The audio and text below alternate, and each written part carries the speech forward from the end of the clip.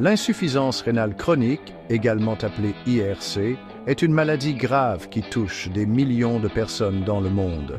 Il s'agit d'une perte progressive de la fonction rénale au fil du temps. Nos reins sont des organes vitaux. Ils travaillent sans relâche pour filtrer les déchets et l'excès de liquide de notre sang. Lorsque les reins sont endommagés, ils ne peuvent pas remplir efficacement ces fonctions essentielles. Cela peut entraîner une accumulation de toxines dans l'organisme, provoquant divers problèmes de santé. Les premiers stades de l'IRC ne présentent souvent aucun symptôme perceptible. Cela en fait une menace silencieuse, car de nombreuses personnes ignorent qu'elles sont atteintes de cette maladie avant qu'elle ne soit à un stade avancé. Le Centers for Disease Control and Prevention estime qu'un adulte sur 7 aux États-Unis souffre d'IRC. Nombreux sont ceux qui ne sont pas diagnostiqués.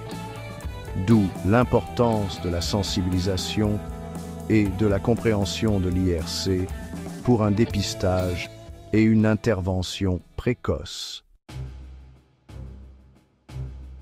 Nos reins sont deux organes en forme de haricot, chacun ayant la taille d'un point.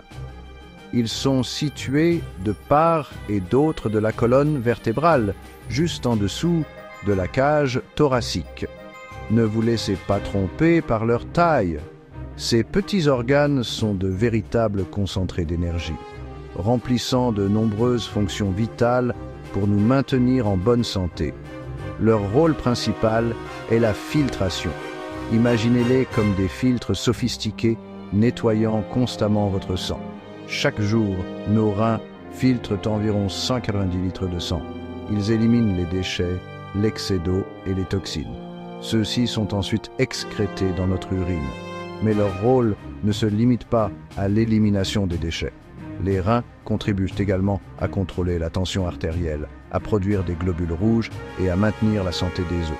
Leur fonctionnement complexe est essentiel au maintien du fragile équilibre de l'organisme. Si les choix de mode de vie jouent un rôle important dans la santé des reins, certains facteurs de risque échappent à notre contrôle. Ces facteurs de risque non modifiables contribuent au développement de l'IRC. Les antécédents familiaux constituent un facteur important. Si un membre de votre famille proche est atteint d'IRC, votre risque augmente. Cela suggère une composante génétique à la maladie. L'âge est un autre facteur de risque inévitable. En vieillissant, nos reins subissent naturellement une usure normale, ce qui les rend plus sensibles aux dommages.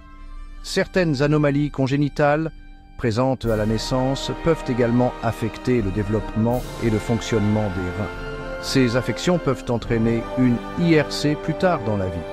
Bien que nous ne puissions pas modifier ces facteurs inhérents, il est essentiel de les comprendre. Cela permet aux personnes les plus à risque de donner la priorité aux mesures de prévention et au dépistage précoce. Section 4. Prendre les choses en main, facteurs de risque modifiables et comment y remédier. Si certains facteurs de risque sont inévitables, beaucoup d'autres sont en notre pouvoir. Ces facteurs de risque modifiables sont souvent liés au choix de mode de vie et aux problèmes de santé sous-jacents. En nous attaquant à ces facteurs, nous pouvons réduire considérablement notre risque de développer une maladie rénale chronique. Le diabète est l'une des principales causes de maladies rénales chroniques. Un taux de sucre élevé dans le sang endommage les délicates unités de filtration des reins au fil du temps. L'hypertension artérielle exerce également une pression importante sur les reins. Cela peut entraîner des dommages et une altération de leur fonction. L'obésité augmente le risque de développer à la fois le diabète et l'hypertension, ce qui amplifie encore le risque de maladie rénale chronique. Le tabagisme est un autre facteur de risque majeur. Non seulement il endommage les vaisseaux sanguins, mais il réduit également le flux sanguin vers les reins, compromettant ainsi leur fonction.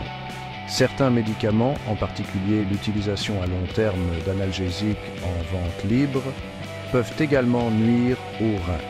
Enfin, les infections rénales récurrentes peuvent laisser des cicatrices et endommager les reins, augmentant ainsi le risque de développer une maladie rénale chronique. Section 5. Souffrance silencieuse. Reconnaître les symptômes de la maladie rénale. L'un des aspects les plus préoccupants de la maladie rénale chronique est sa nature silencieuse, en particulier au premier stade. Souvent, il n'y a pas de symptômes perceptibles avant que des dommages importants aux reins ne se soient produits. C'est pourquoi il est important de passer des examens réguliers, surtout si vous présentez des facteurs de risque de maladie rénale chronique. À mesure que la maladie progresse, les symptômes peuvent commencer à apparaître. La fatigue est un symptôme courant. Lorsque les reins ont du mal à filtrer les déchets, les toxines peuvent s'accumuler dans le sang, ce qui entraîne une sensation de fatigue et de faiblesse. Des changements dans les habitudes de miction peuvent également se produire. Vous pouvez remarquer une fréquence accrue, en particulier la nuit, ou des changements dans l'apparence de votre urine, comme du sang ou de la mousse. Un gonflement des jambes, des chevilles ou des pieds est un autre symptôme courant. Cela est dû à l'incapacité des reins à éliminer efficacement l'excès de liquide de l'organisme. Parmi les autres symptômes, citons une perte d'appétit, des nausées, des vomissements, des démangeaisons persistantes, des crampes musculaires et des difficultés de concentration. Si vous présentez l'un de ces symptômes, il est essentiel de consulter votre médecin pour obtenir un diagnostic et un traitement approprié. Section 6. Démasquer la menace silencieuse, diagnostic et détection précoce. La détection précoce est essentielle pour ralentir la progression de la maladie rénale chronique et prévenir d'autres dommages aux reins. Plusieurs tests peuvent aider à diagnostiquer la maladie rénale chronique et à évaluer la fonction rénale. Les analyses de sang sont couramment utilisées pour mesurer les niveaux de créatinine. La créatinine est un déchet filtré par les reins. Des niveaux élevés dans le sang peuvent indiquer un dysfonctionnement rénal. Les analyses d'urine peuvent détecter la présence de protéines dans l'urine, un signe de dommage rénal. Le débit de filtration glomérulaire, ou DFG, est un autre indicateur important de la fonction rénale. Il mesure l'efficacité avec laquelle les reins filtrent le sang. Les tests d'imagerie, tels que les échographies ou les tomodensitométries, peuvent fournir des images détaillées des reins, révélant toute anomalie structurelle ou dommage. Dans certains cas, une biopsie rénale peut être nécessaire. Il s'agit de prélever un petit échantillon de tissu du rein pour un examen au microscope afin de déterminer la cause et l'étendue des dommages. Section 7. Vivre avec une maladie rénale, traitement et stratégie de prise en charge. Bien qu'il n'existe pas de remède à la maladie rénale chronique, divers traitements et stratégies de prise en charge peuvent contribuer à ralentir sa progression, à atténuer les symptômes et à améliorer la qualité de vie. Le traitement vise souvent à gérer les affections sous-jacentes qui contribuent aux dommages rénaux tels que le diabète, l'hypertension et l'hypercholestérolémie.